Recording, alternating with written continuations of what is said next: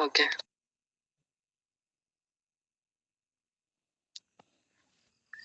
Assalamu alaikum. Good evening, everyone. I am presenting Good Libla. We are pleased to present our topic, the crisis of tourism sector after the 25 January Egyptian revolution. This research was conducted by Randall Bidwa from Missouri International University and Zainab Shiki from Cairo University, and it was published in the European Journal of Business Research in 2012. Our goal today is to discuss how the 2011 Egyptian revolution affected the country's tourism sector, one of its most vital economic pillars. By analyzing both national impact and a case study of travel in Egypt, a luxury tour operator. We will also discuss government response, short analysis, and key recommendation for recovery. Now we will go to next slide, background and purpose. Let's begin with some background. Egypt is often referred as the gift of the Nile, one of the world's oldest civilizations. Its heritage, ancient monument, and cultural contribution have made it a top global tourist destination for decades. However, in January 2011, Egypt faced a major political revolution that overthrew the long-standing government. While this movement aimed to achieve democracy and reform, it also led to severe political and economic instability. Tourism, being one of Egypt's primary sources of income, collapsed sharply after the revolution. The purpose of this study is threefold. First, to explore the impact of the revolution of Egypt tourism industry. Second, to focus on traveling Egypt as a case study of resilience and adaptation. Third, to identify strategies and recommendations that could help overcome the crisis. Now we'll go to the next slide, importance of tourism in Egypt. Before the revolution, tourism played a crucial role in Egypt's economy and society. In 2010, the industry contributed 6% of the national GDP, provided 30% of total tax revenue, and was the second largest revenue source after the Suez Canal. Around 48 million tourists visited Egypt that year, generating approximately 12.9 billion US dollar in revenue. Tourism also supported a large portion of the population. One is every seven Egyptian was directly or indirectly employed in tourism-related activities such as hotel, transport, trade, and communication service. In short, tourism was not just an economic activity. It was an engine of development, connecting multiple sectors and supporting foreign exchange earning. Losing it means losing one of the most stable income source for millions of Egypt families. Now we'll go to the next slide. Impact of the revolution. After the revolution, Egypt's tourism industry went into a deep crisis. The political instability, security concern, and frequent demonstration led to a dramatic 80% decline in the tourism activity in February 2011. Almost 98% of tourism workers lost their job temporarily as hotel, travel agency, and cruise operator shut down or operated at a minimum capacity. Hotel occupancy rate fall dramatically. In luxury, occupancy dropped from 61% to only 4%. In Sharm el Sheikh, it went down from 70% to only 8%. Foreign governments like the UK, Germany, and Russia even issued travel ban or advisories against visiting Egypt due to the safety concern. Overall, between 2010 and 2011, tourist arrival declined by 33% and revenue dropped by billion. This shows how quickly political event can destroy a fragile but vital economic sector. Now, our next group member will present her.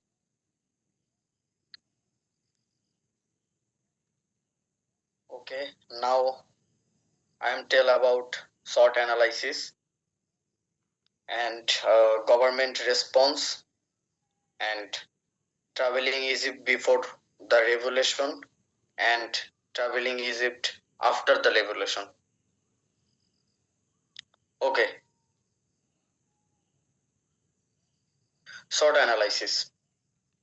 Now let's look at Egypt tourism after the revolution using the SWOT analysis, which means strength, weakness, opportunities, and threats.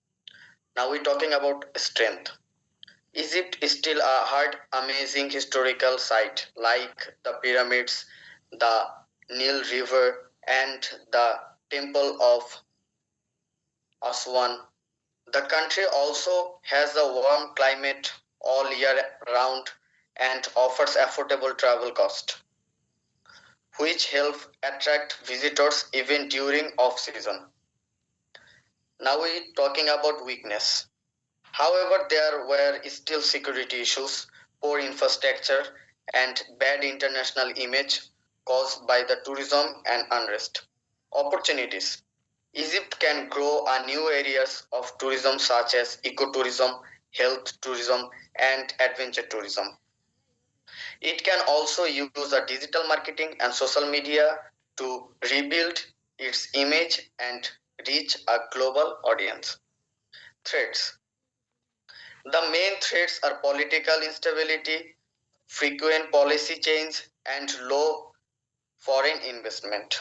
So, even though Egypt's natural beauty and rich culture stayed strong, and political issues and weak management made recovery much more difficult. And then we talk about government response. After the revolution, the Egyptian government quickly understood that bring tourism back very important of the country economical stability. In 2012, the Ministry of Tourism started several recovery plans. Those plans are launching a global campaign called We Will See Egypt to attract tourists, then offering discount tour package, lower taxes, and encouraging both a local foreign tourist. Now we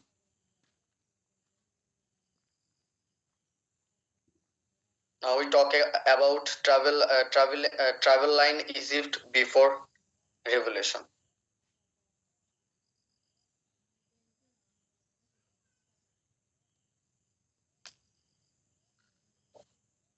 Okay.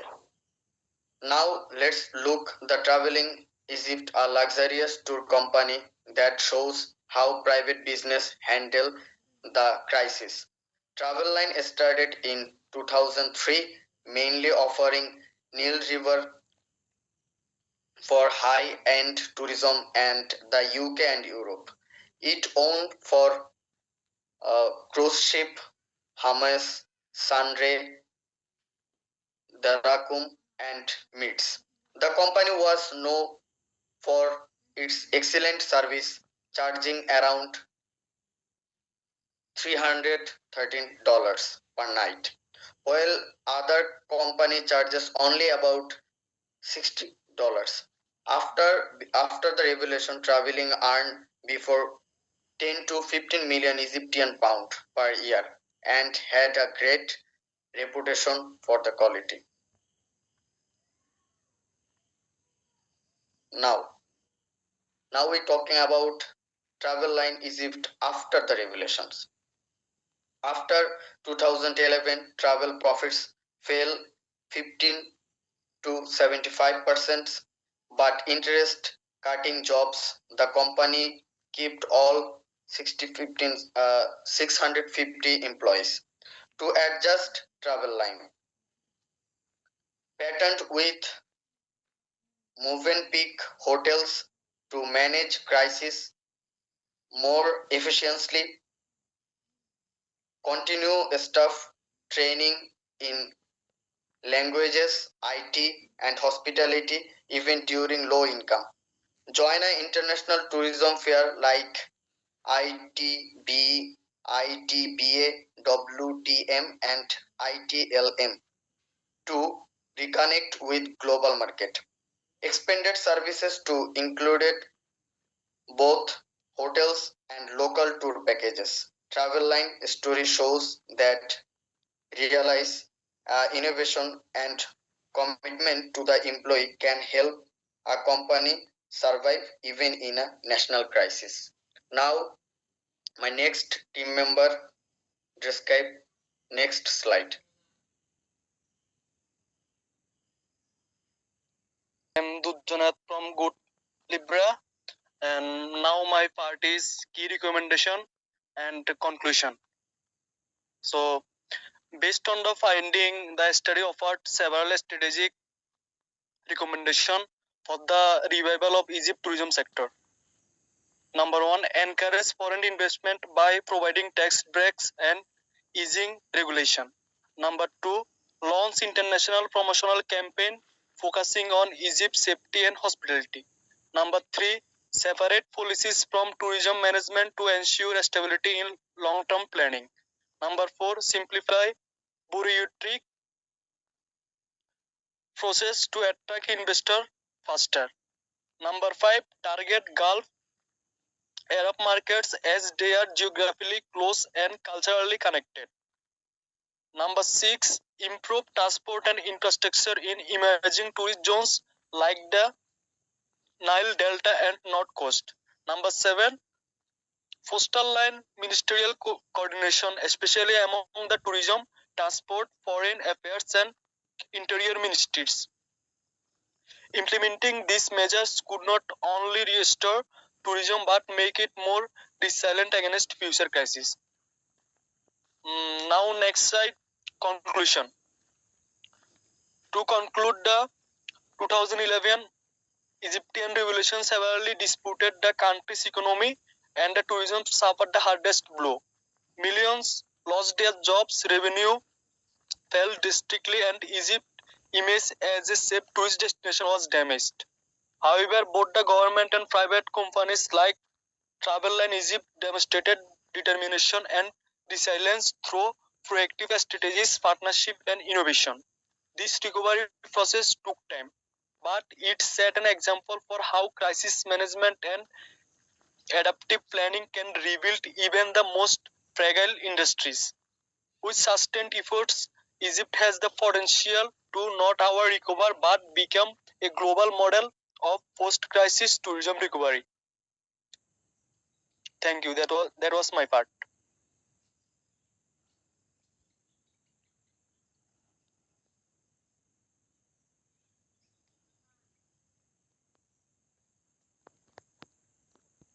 A Kausar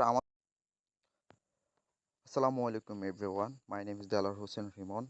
Uh, Now I will present looting and global trafficking of Egyptian architect. This research paper from Jessica Sargent and David A. Terminal published on tracking and disrupting the illicit antique trade 2020.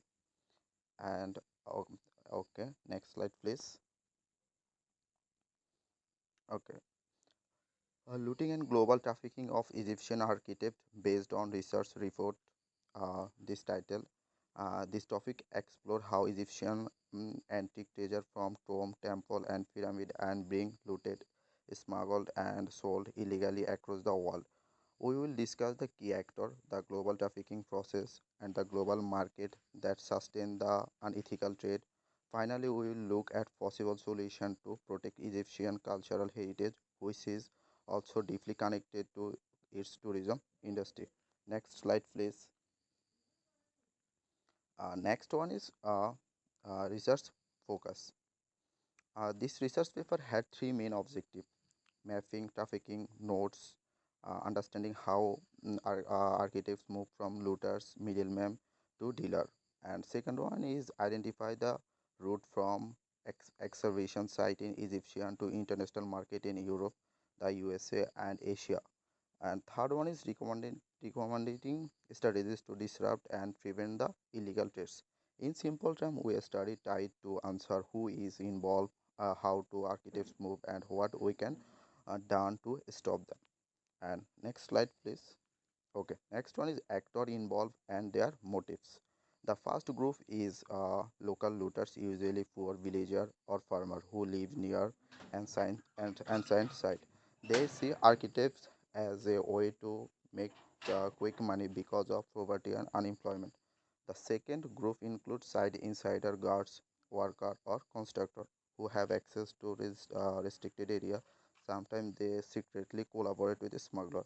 And third one is they are organized excavation terms founded by criminal network and corrupt official who accept bidders to overlook those criminals. Their motives are clear: high black market demand, weak enforcement, and easy profit. The mix of economic disruption and global greed keeps on the looting network available. Okay, next slide, please. A stolen architect and role of middleman.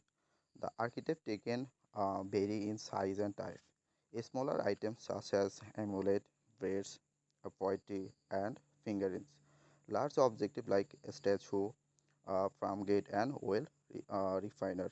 Even document on Payapi which are extremely rare and valuable. Once looted, those items go to middlemen who play a crucial role in transforming stolen goods into looting like architect.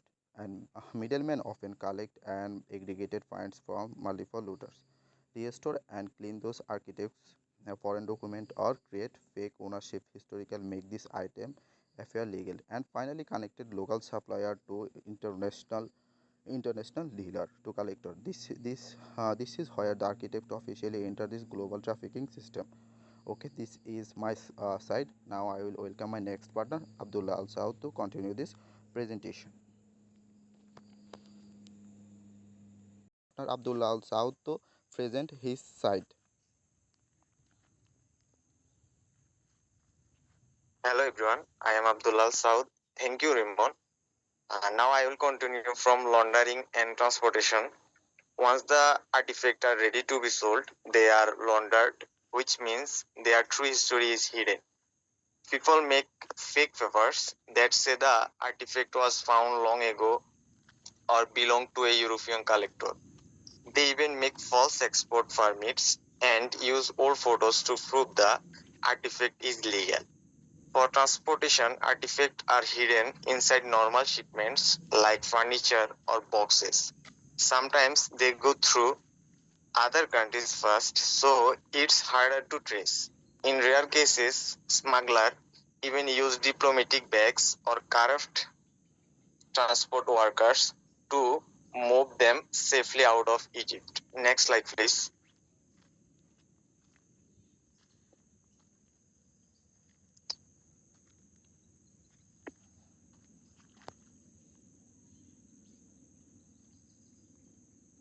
After leaving Egypt, the stolen artifact end up in many places.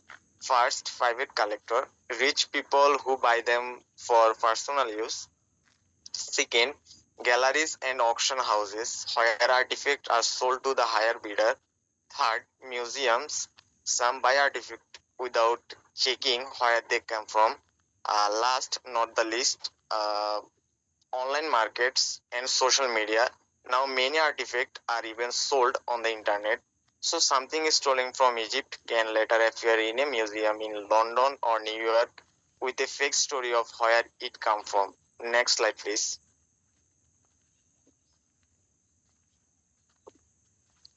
Many groups are connected to this problem: local people and looters who steal artifacts, middlemen and dealers who sell them, corrupt officials who help them escape punishment, museum collectors and auction houses who buy them, NGOs, police, and researchers who are trying to stop this illegal business. This shows that looting is not only Egypt's problem, it is a global issue involving many countries. Next slide, please.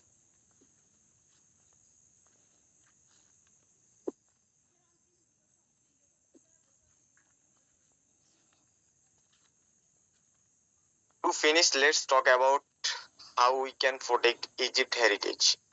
The report suggests stronger laws and border checks to stop smuggling, international cooperation between countries and museums, helping local communities, giving people jobs so they don't turn to looting, more transparency from museum and auction houses.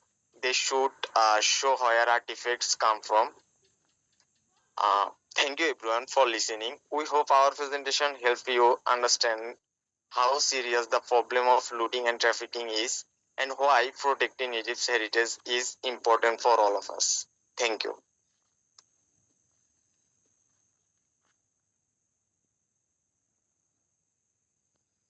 ওকে, আমি শেষ of